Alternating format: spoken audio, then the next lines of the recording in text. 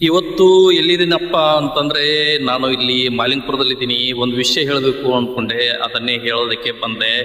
ಏನಂತಂದ್ರೆ ಟ್ರೋಲ್ ಮಾಡೋರು ಕಾನೂನು ಚೌಕಟ್ಟಲ್ಲಿ ಟ್ರೋಲ್ ಮಾಡಬೇಕು.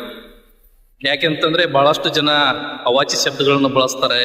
ಆ ಥರ ಎಲ್ಲ ಮಾಡಕ್ ಹೋಗ್ಬಾರ್ದು.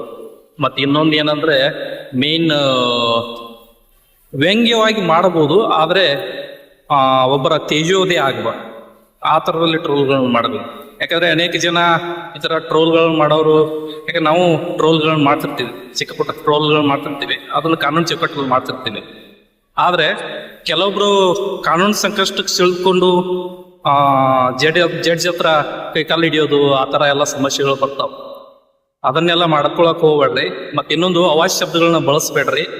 ಮತ್ತು ವ್ಯಂಗ್ಯವಾಗಿ ಮಾಡ್ರಿ. ವ್ಯಂಗ್ಯವಾಗಿ ಮಾಡಿದ್ರೆ ಅದಕ್ಕೇನು ಶಿಕ್ಷೆ ಆಗೋದಿಲ್ಲ ನಿಮಗೆ. ನೋಡ್ರಿ ನೀವು ಹೆಂಗೆ ಮಾಡ್ತೀರಿ ಅನ್ನೋದು ನಿಮ್ಮ ಮೇಲೆ ಡಿಪೆಂಡ್ ಆಗಿರ್ತದೆ. ಬಟ್ ಅಶ್ಲೀಲ ಶಬ್ದಗಳನ್ನ ಬಳಸೋದಕ್ಕೆ ಹೋಗ್ಬೇಡ್ರಿ. ಅದು ನಿಮ್ಮ ಇದಕ್ಕೆ ಕುತ್ತು ತರವು. ಅದನ್ನು ಹೇಳೋದಕ್ಕೆ ನಾನು ಈ ವಿಡಿಯೋ ಮಾಡಿದ್ದೀನಿ. Thank you. ಒಂದು ಮದುವೆ ಹೋಗೋದಿದೆ, ಮತ್ತೆ ಸಿಗ್ತೀನಿ ಮತ್ತೊಂದು ವಿಡಿಯೋದಲ್ಲಿ.